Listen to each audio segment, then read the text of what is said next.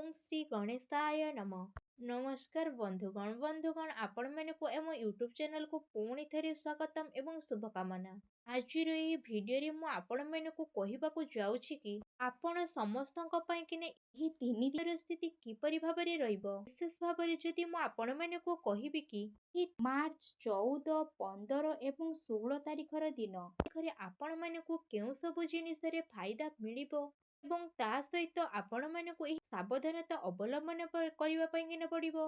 ତା ସହିତ ଆପଣମାନଙ୍କର ଲଭ୍ ଲାଇନ୍ କିପରି ଭାବରେ ରହିବ ଏବଂ କ୍ୟାରିୟର ଏବଂ ବିଜନେସ୍ କିପରି ଭାବରେ ରହିବ ଏବଂ ଆପଣମାନଙ୍କ ସ୍ୱାସ୍ଥ୍ୟର କିଛି ମହତ୍ୱପୂର୍ଣ୍ଣ ଇନଫର୍ମେସନ୍ ମଧ୍ୟ ମୁଁ ଆପଣମାନଙ୍କୁ ଦେବି। ଆଉ ଏ ଭିଡ଼ିଓ ଶେଷରେ ମୁଁ ଆପଣମାନଙ୍କୁ କିଛି ଉପାୟ ବିଷୟରେ ମଧ୍ୟ କହିବି, ଯାହା ଫଳରେ ଆପଣମାନେ ଏହି 2 ଦିନକୁ ଆହୁରି ଅଧିକ ଶୁଭ ଏବଂ ମଙ୍ଗଳଦାୟକ ମଧ୍ୟ ବନିପାରିବେ। ତା ପୂର୍ବରୁ ଆପଣମାନଙ୍କୁ ସବୁଥର ପରି ମୋର ଗୋଟିଏ ଆପଣମାନଙ୍କୁ ରିକ୍ୱେଷ୍ଟ କି ଆପଣମାନେ ଯଦି ଏହି ଚ୍ୟାନେଲରେ ନୂଆ ଆସୁଛନ୍ତି ତେବେ ଏବେ ହିଁ ଯାଇକିନା ସବସ୍କ୍ରାଇବ୍ କରନ୍ତୁ ଏବଂ ପାଖରେ ଥିବା ବେଲ୍ ଆଇକନକୁ ମଧ୍ୟ କ୍ଲିକ୍ କରନ୍ତୁ, ଯାହା ଫଳରେ ସମୟ ସମୟରେ ସହିତ ସମସ୍ତ ଭିଡ଼ିଓର ନୋଟିଫିକେସନ୍ ଆପଣମାନଙ୍କୁ ହିଁ ସର୍ବପ୍ରଥମେ ମିଳିଯିବ। ଆସନ୍ତୁ ଏବେ ଜାଣିବା ଆପଣମାନଙ୍କ ପାଇଁକିନା ଏହି ଭାବରେ ରହିବ। ଯଦି ମୁଁ ଆପଣମାନଙ୍କୁ ସବୁଠାରୁ ପ୍ରଥମେ କହିବି କି କ'ଣ ଆପଣମାନଙ୍କ ପାଇଁକିନା ଏହି 3 ଦିନ ସ୍ଥିତି ପଜିଟିଭ ହେବା ପାଇଁକିନା ଯାଉଅଛି, ବିଶେଷ ଭାବରେ ଯଦି କହିବେ ଆପଣମାନଙ୍କୁ ବିଦ୍ୟାର୍ଥୀମାନଙ୍କୁ ଇଣ୍ଟରଭ୍ୟୁରେ ଏବଂ କ୍ୟାରିୟର ସମ୍ବନ୍ଧିତ ପରୀକ୍ଷା କ୍ଷେତ୍ରରେ ସେମାନଙ୍କୁ ସଫଳତା ମିଳିବାର ପୁରା ସମ୍ଭାବନା ମଧ୍ୟ ରହିଛି। ସେଥିପାଇଁକିନା ଆପଣମାନେ ପାଠପଢ଼ା ପ୍ରତି ଏକାଗ୍ରଚିତ ହୋଇକିନା ରୁହନ୍ତୁ।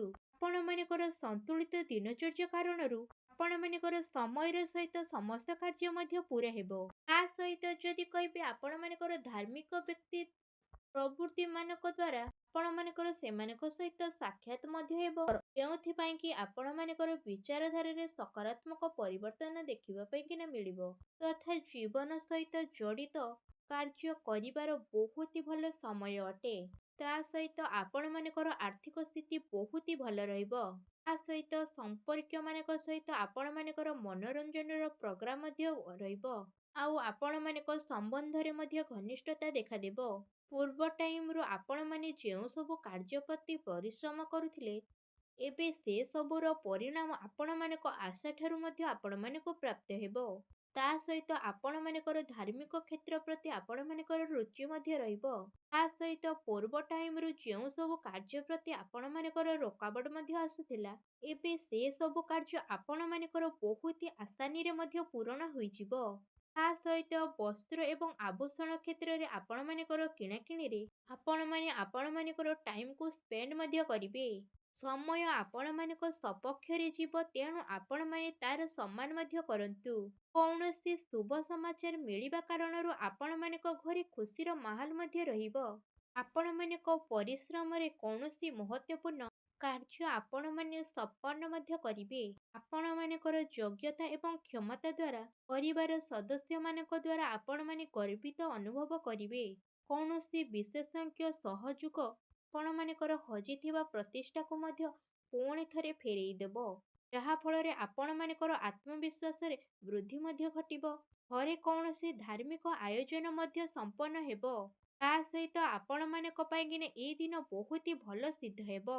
ଏହି ଦିନରେ ଆପଣମାନଙ୍କୁ ନୂଆ ନୂଆ ସଫଳତା ମିଳିବାର ଅନେକ ମାତ୍ରାରେ ଯୋଗ ମଧ୍ୟ ବନୁଛି। ଆସନ୍ତୁ ଏବେ ଜାଣିବା ଆପଣମାନଙ୍କ ପାଇଁକିନା ଏହି ଦିନ ମାନଙ୍କରେ କ'ଣ ନେଗେଟିଭ ମଧ୍ୟ ରହିଛି। ଯଦି କହିବା କି ଆପଣମାନେ ଅଯଥାରେ କୌଣସି ଫ୍ରେଣ୍ଡସ୍ ମାନଙ୍କ ସହିତ ବୁଲାବୁଲିରେ ନିଜର ଟାଇମକୁ ଆଦୌ ବି ସ୍ପେଣ୍ଡ କରନ୍ତୁ ନାହିଁ। ତା ସହିତ ନିଜର ଶାରୀରିକ ଉର୍ଜାକୁ ମଧ୍ୟ ବନେଇକିନା ରଖନ୍ତୁ। ଆପଣମାନେ ଏହି ଦିନ ମାନଙ୍କରେ ଯଦି ଅଳସୁଆ ହେବେ ତେବେ ଆପଣମାନଙ୍କର ହେଉଥିବା କାର୍ଯ୍ୟ ମଧ୍ୟ ଅଟକିଯିବ। ତା ସହିତ ଗୁରୁତ୍ୱପୂର୍ଣ୍ଣ ଦସ୍ତାବିଜକୁ ଆପଣମାନେ ସମ୍ଭାଳିକିନା ରଖନ୍ତୁ, କାହିଁକିନା ଏହାର ଭୁଲ ବ୍ୟବହାର ମଧ୍ୟ କେହି ଜଣେ କରିପାରନ୍ତି, ଯାହା ଫଳରେ ଆପଣମାନଙ୍କର ସ୍ୱାଭିମାନ ଉପରେ ଆଞ୍ଚ ମଧ୍ୟ ଆସିପାରେ। ତା ସହିତ ସନ୍ତାନ ମାନଙ୍କର ଗତିବିଧି ଉପରେ କଡ଼ା ଭାବରେ ନଜର ମଧ୍ୟ ରଖନ୍ତୁ। ତା ସହିତ ପିଲାମାନଙ୍କର ସମସ୍ୟାକୁ ବହୁତ ଭଲ ଭାବରେ ସୁଲଝାନ୍ତୁ। ଯଦି ଆପଣମାନେ ସେମାନଙ୍କ ଉପରେ କ୍ରୋଧ ଭାବ ଦେଖେଇବେ ତେବେ ସେମାନଙ୍କ ମଧ୍ୟରେ ହିଂସା ଭାବ ନିହାତି ଭାବରେ ଦେଖାଦେବ।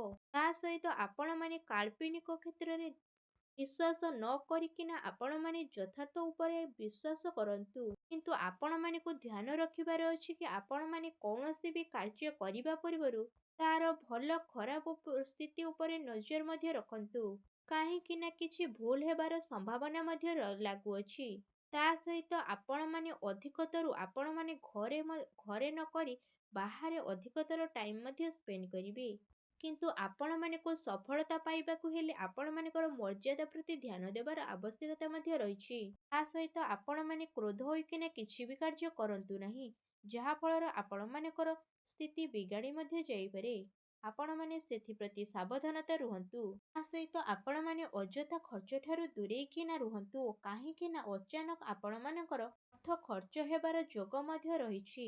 ତା ସହିତ ଆପଣମାନଙ୍କର ପଡ଼ୋଶୀମାନଙ୍କ ସହିତ ଆପଣମାନଙ୍କର ଲଢ଼େଇ ଝଗଡ଼ା ହେବାର ଯୋଗ ମଧ୍ୟ ରହିଛି। ସେଥିପାଇଁକିନା ଆପଣମାନେ ସାବଧାନତା ରୁହନ୍ତୁ।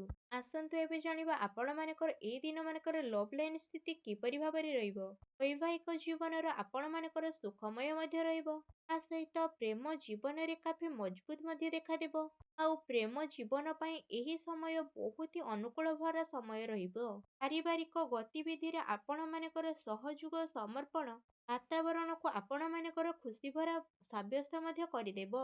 ଆଉ ସମ୍ବନ୍ଧରେ ଆପଣମାନଙ୍କର ବହୁତ ଅଧିକ ଘନିଷ୍ଠତା ମଧ୍ୟ ଦେଖିବା ପାଇଁକିନା ମିଳିବ ଏବଂ ପତି ପତ୍ନୀଙ୍କ ସହିତ ମଧୁରତା ମଧ୍ୟ ଆସିବ। ତା ସହିତ କୌଣସି ବି ମହତ୍ତ୍ୱପୂର୍ଣ୍ଣ କାର୍ଯ୍ୟ କରିବା ପୂର୍ବରୁ ନିଜର ଜୀବନସାଥୀଙ୍କର ସହଯୋଗ ନିହାତି ଭାବରେ ନିଅନ୍ତୁ। ଆସନ୍ତୁ ଏବେ ଜାଣିବା ଆପଣମାନଙ୍କର ଏଇ ଦିନମାନଙ୍କରେ ବ୍ୟବସାୟ କ୍ୟାରିୟର ମଧ୍ୟ କିପରି ଭାବରେ ରହିବ।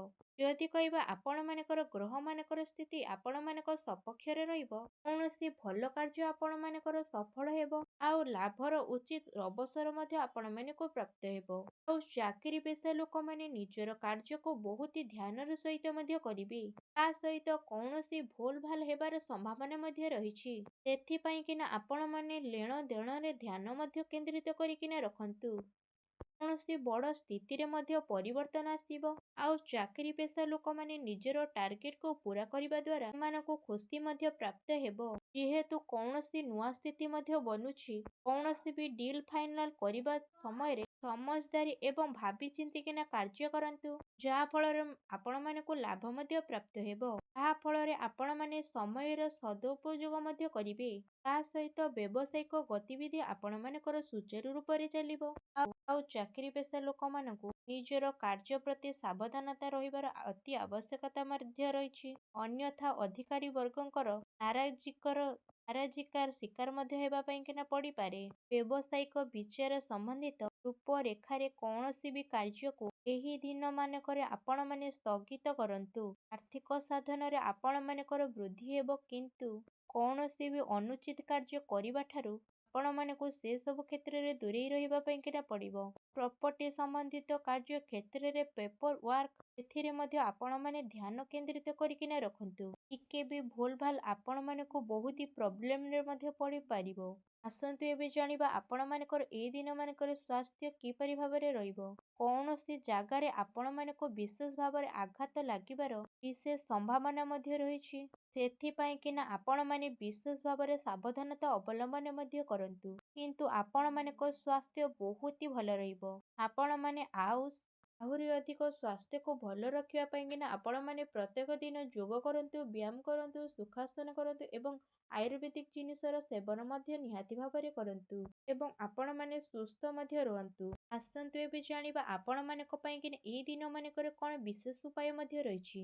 ଆପଣମାନେ ଏଇ ଦିନମାନଙ୍କରେ ବିଶେଷ ଭାବରେ ସ୍ନାନ ଆଦି କରିସାରିଲା ପରେ ଶ୍ରୀହରି ବିଷ୍ଣୁଙ୍କୁ କିଛି ହଳଦିଆ ରଙ୍ଗର ମିଠାର ଭୋଗ ମଧ୍ୟ ଲଗାନ୍ତୁ ଏବଂ କେଶରର ତିଳକକୁ ସବୁଠାରୁ ପ୍ରଥମେ ଶ୍ରୀହରି ବିଷ୍ଣୁଙ୍କ ଚରଣରେ ଲଗେଇକି ତାପରେ ଆପଣମାନେ ଆପଣମାନଙ୍କର ମସ୍ତକରେ ଲଗାନ୍ତୁ।